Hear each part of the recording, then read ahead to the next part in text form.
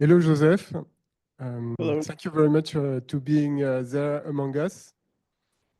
So I am Benoît Kolecha. I'm the founder of GoodHive, which is a decentralized recruiting platform.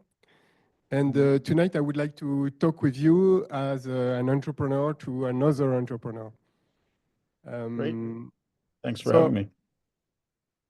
You're welcome. You're more than welcome. So you were born in Canada.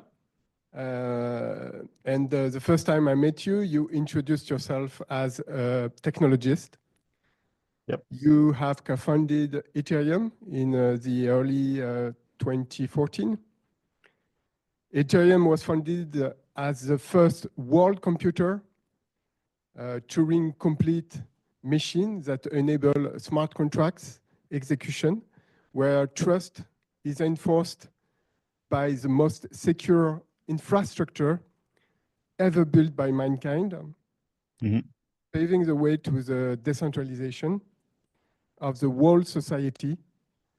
And it's a major revolution in how mankind can coordinate and govern themselves. What a great vision. That's your vision. Well articulated.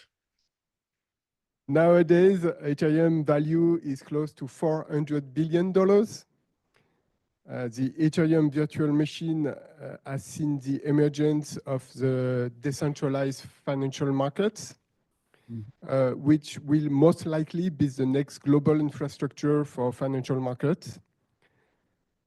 You have co-founded ConsenSys, the largest company in the Ethereum ecosystem, and launched some of the most iconic applications in this ecosystem. Nowadays, Ethereum is the most dynamic and largest ecosystem in the Web3, with the largest community, the largest number of applications hosted by the network and its layer 2. So how do you feel tonight with this exceptional results? Well, after that great intro, I feel wonderful. Thank you. Okay. So I have a few questions to conduct this chat. Great. First, about the creation of Ethereum and ConsenSys. My first question is about what inspired you to create Ethereum, to join the original team, and what were your initial goals? So as you indicated, my background has always been as a technologist. So I did lots of software engineering, including in the field of machine learning. Early on, machine learning, robotics, different kinds of AI. And I did some work in finance as well, and came to a point where I got very concerned that there was just too much debt in the global financial system. I felt like we were approaching the end of a super cycle, either a monetary and debt super cycle, or a Strauss and Howe generational super cycle. And so starting in 2005, I started to get concerned, and I got more and more concerned as we went into the financial crisis and et cetera. So in early 2011, when I read Satoshi's white paper describing Bitcoin, I felt like, hey, we had a great opportunity to potentially take this new invention of decentralized trust and to re-architect all the systems of the world on decentralized trust foundations, sounder foundations than the top-down command and control, where authorities run the world through intermediaries. And so I read everything at that point, but it was still a very immature ecosystem. In 2012, 2013, there were lots of projects that were thinking that, hey, if this money application can be realized on a decentralized trust platform like Bitcoin, why shouldn't we consider rebuilding all of our applications on decentralized trust platforms? And so Vitalik Buterin, who invented Ethereum, articulated the most powerful vision for exactly that, re-architecting the world on decentralized platforms. And I was fortunate enough to meet him on January 1st, 2014, when I was in Toronto. We're both from Toronto, so I was visiting my family over Christmas break and read his white paper that night, and I was all in right from the first moment, pretty much. And so I and a bunch of people formed the Ethereum project around Vitalik, and a year and a half later, we were able to launch the protocol. A year into the Ethereum project, I started a company called ConsenSys to essentially continue the vision and the mission of the Ethereum project. And we have incubated many companies and invested in many companies, and we are one of the largest companies in the Ethereum space, but we're also broadly present across the entire decentralized protocol industry. And essentially, decentralized protocols do, as you indicate, represent the evolution of the World Wide Web. Very interesting, thank you. In your views, when we talk about the rise of decentralization, what are the main benefits of decentralization, and why is it so important for us in the future?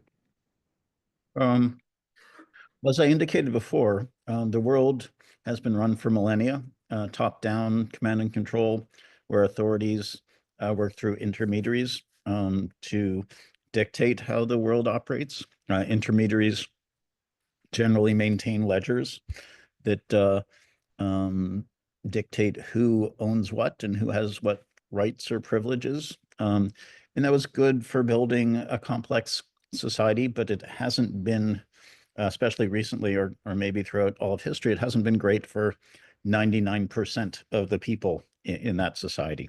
So along comes Satoshi in 2009. He invents decentralized trust, and he provides a mechanism, a new kind of a sort of next generation database system where everybody can do their transactions, inspect transactions, all permissionlessly, and be certain that they know exactly what happened and when it happened.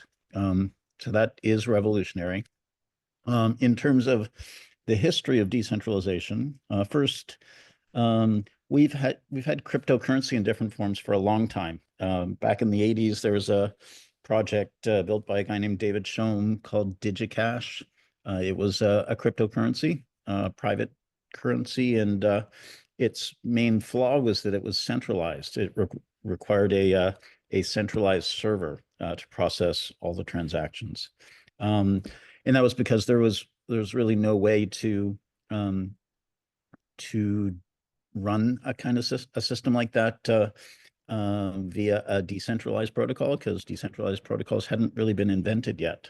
So in the early 2000s, a project called BitTorrent emerged using a technology called Kademlia, sort of distributed hash tables and a decentralization protocol.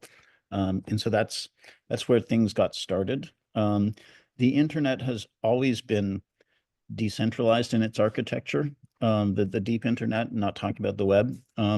The Internet Engineering Task Force was always decentralized. So the internet and Web1 to come after that was built on open protocols, open specifications, and open source. It was only in the late 90s when things started to look very valuable, where Web3 emerged, added interactivity, mobile, social, e-commerce, and big companies were able to raise money and see massive monetary prizes. So the Web2 was no longer decentralized. It wasn't really built with open protocol specs and open source, and it evolved the web in a concerning way.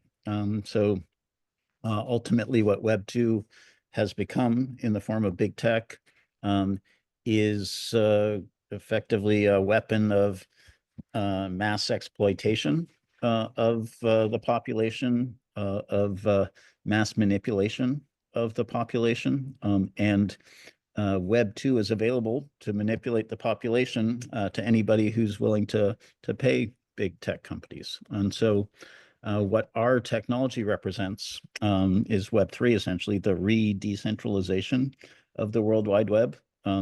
And its protocols like Ethereum and Bitcoin and Solana and many others, and its primitives like decentralized identity and reputation systems and social graphs that we all own, that will enable us to build a Web3 that has all the functionality of Web2, but is essentially owned by the people that use it. Okay, so obviously one of the first industries that has been impacted by the Web3 is the finance with decentralized finance. Yep. What other industry do you see in the near future coming under the umbrella of Web3 and decentralization?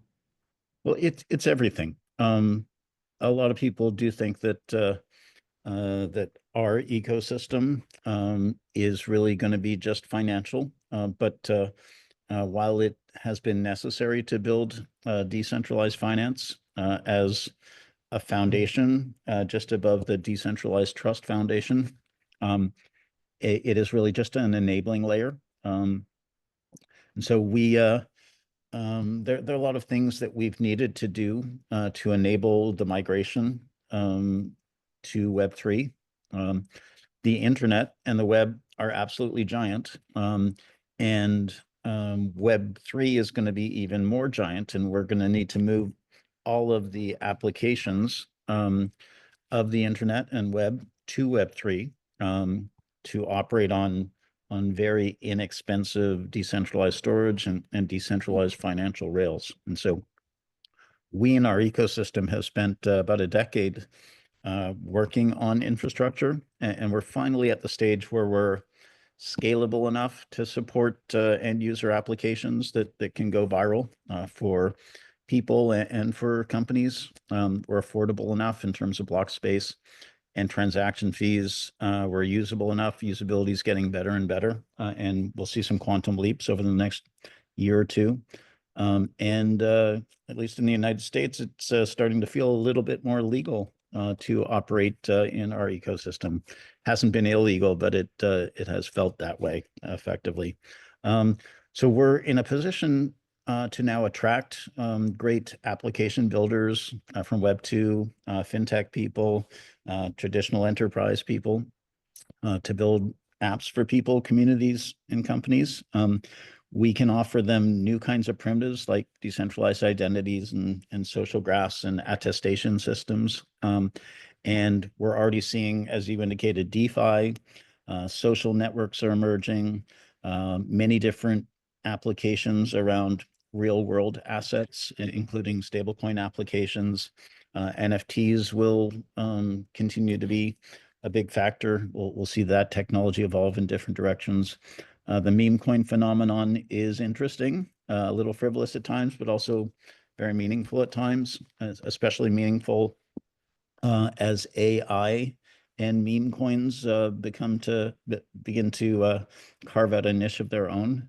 Decentralized physical infrastructure is extremely interesting. Decentralized science is interesting, and just to connect the more traditional population, things like ETFs and ETPs to enable people to gain exposure to our ecosystem with traditional financial instruments is really important. Can you picture briefly how decentralized science is working? Because here we have a lot of people who are not familiar with the Web3. Mm-hmm. So I think there are a ton of different approaches. It can involve capital formation and allocation of capital. It can involve being able to address, to do research on projects around diseases, perhaps, that afflict a very small percentage of the population, but do so in devastating ways. And so getting money into that research is more difficult. But if you have a fund, let's say, that can raise capital to do research on a bunch of different issues, then they can sort of split the risk and the cost amongst a bunch of different endeavors. Right.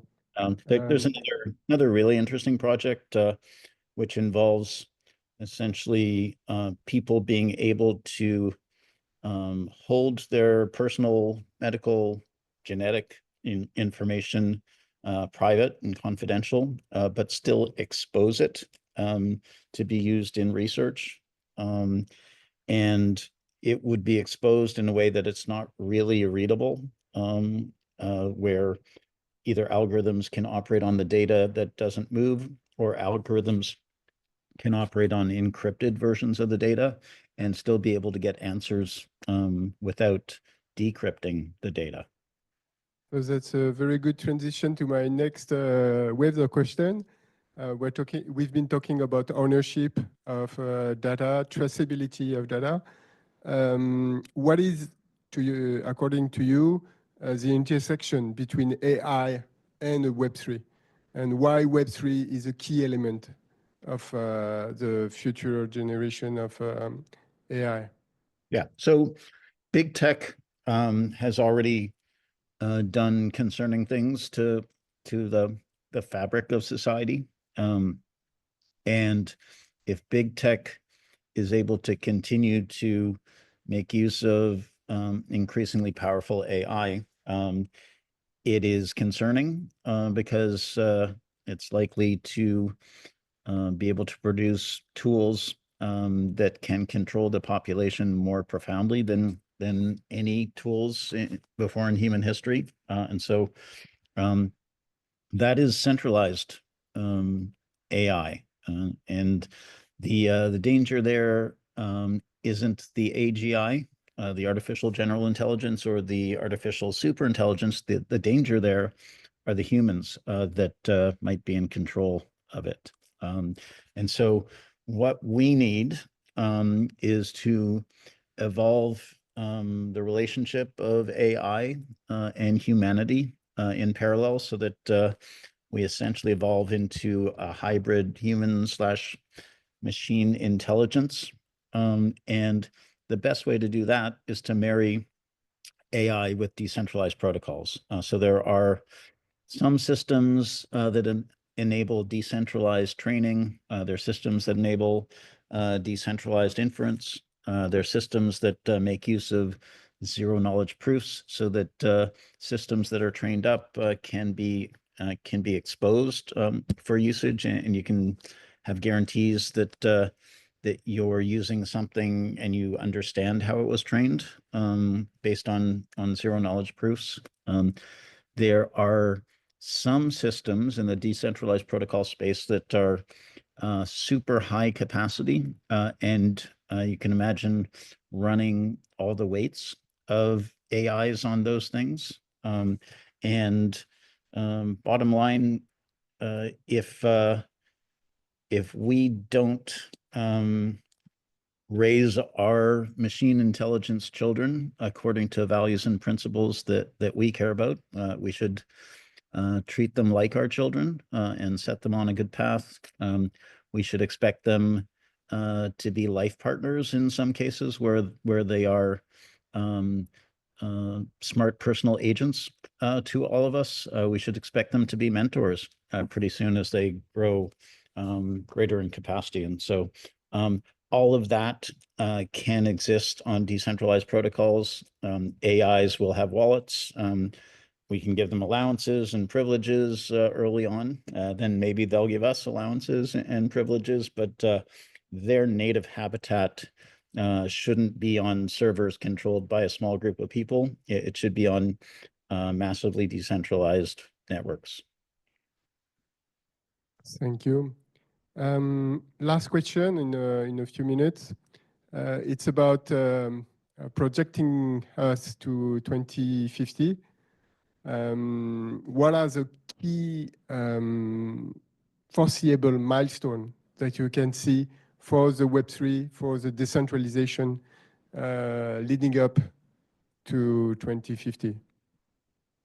Well, a near-term milestone is to create a unified Web3 architecture. So just like the web, it'll consist of many different kinds of databases and technologies. But we've been in a period where, in order to achieve scalability, we've had a divergent exploration, and creating a whole bunch of divergent technologies has led to fragmentation of our space. And so we're in this phase now where we're converging, and we will have the ability, and technologies are already emerging, so that software developers can build applications that run on different networks simultaneously, and end users will have a unified view of all the networks and assets on Web3. We're going to have essentially that universal interface housed in wallets, both your own non-custodial wallet and embedded wallets around the world that talk to your non-custodial wallet. We're going to have your smart personal agent potentially resident in your wallet or able to access your wallet. It is going to want to, you're going to want it to be intimate with you in terms of understanding who you are, all your data, all your needs, and it will be a controller for the thousands, tens of thousands of different narrow AI agents that it can conduct to do activities for you. Certainly, Web3 and tokenization will permeate everything. And what I mean by that is it won't be confined to screens the way Web2 is. It will be fully three-dimensional and be a different way of living. Future's bright. I'm pretty excited. Thank you very much for this introduction. And I was very honored to speak with you, one of the founder of key technology for the 21st century. And as you said, I'm pretty sure that it will have a very strong impact on this century and beyond. Thank you very much. Thank you.